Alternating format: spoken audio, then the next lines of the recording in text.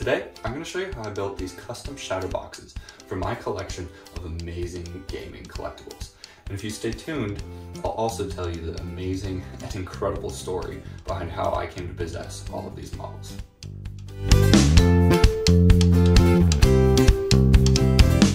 So here's the issue I have. All these models are beautiful, but some of them are self-supporting, some of them are gonna need stands. They're from different video games, different color schemes.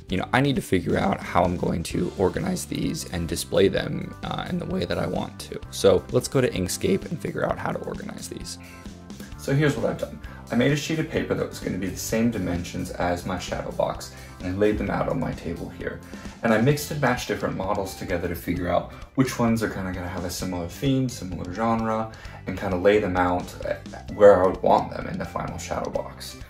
So I did that, and I made 4 shadow boxes. That's what I think is going to fit well on the wall, fit all the models. So these are the 4 shadow boxes that I'm going to have. Is kind of a space and aircraft theme, a fantasy theme. I have enough from one game in particular called Ramello, some kind of assorted figures and kind of other things that came out of Euclid. I've also got business cards, the company logo, some other paraphernalia I'm going to put in these shadow boxes. So now that I understand the whole layout of what it's going to look like, I can now take these images and port them straight into SolidWorks and use that as a framework to build up platforms and walls and supports to hold all of these collectibles. So let's shoot on over to SolidWorks and I'll show you what I've got designed up there. So these photos were taken just in a top-down view, but in reality this is 3 dimensions, right? So the rockets might be tipping a certain way. I kind of want the ships to look like they're maybe swooping and flying a little bit, so we're gonna get a little creative with what we've done here.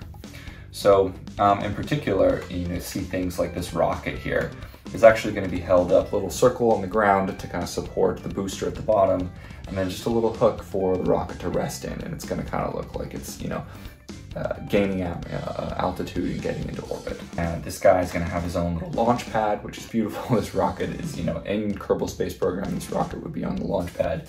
I'm giving it a launch pad here. And of course, every single one of these is now designed to interlock in here with this like a tongue and groove joint, so that I'll be able to assemble all this after the fact super easily. Now, for the shadow box itself, it's getting a fairly simple treatment. I found some acrylic online, 11 by 14, and it's very thin. It's meant for like picture frames, but I'm going to use it for this. And so these pieces are actually going to have a little laser cut groove in them so that I can slide the acrylic in from the side once the box is all assembled up. And then there's just going to be a little latch here on the front that will then kind of lock it in and prevent the acrylic from sliding out. So I'm going to export all these files to my laser cutter, and my Glowforge is going to get to work. So let's build this prototype.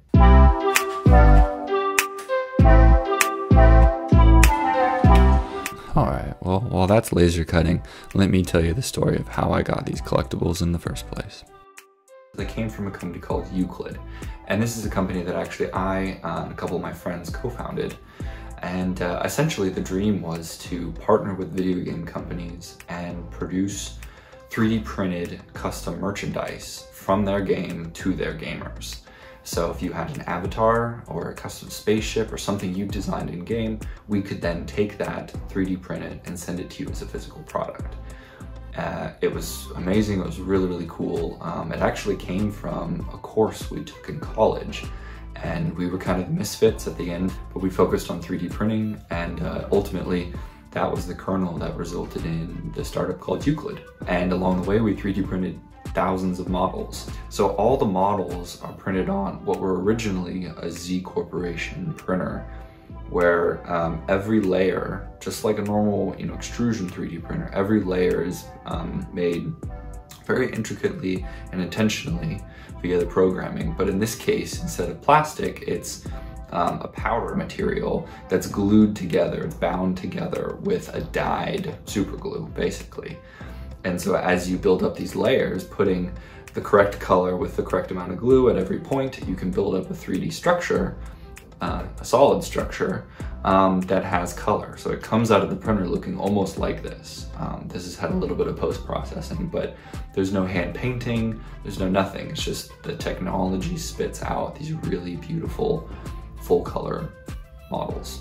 Unfortunately, that company died years ago. We closed doors, so Euclid hasn't been in business for a very long time. But some of the remnants of it still exist, and it reminds me of the hard work that we all put into that company, trying to bring this to people all over the world. So I hope you enjoy seeing how I'm building this kind of remembrance of the startup that I once had.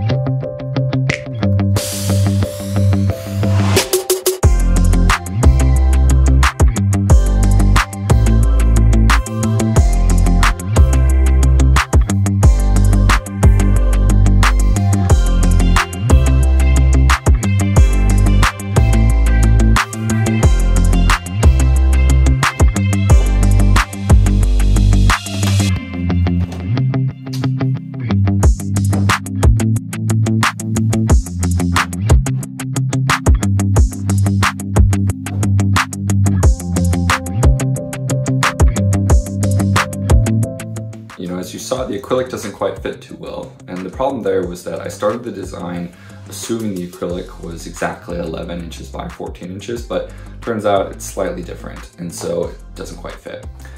So for this version, I'm not going to remake it. I'm just going to trim down the acrylic a little bit so that it slides in easier.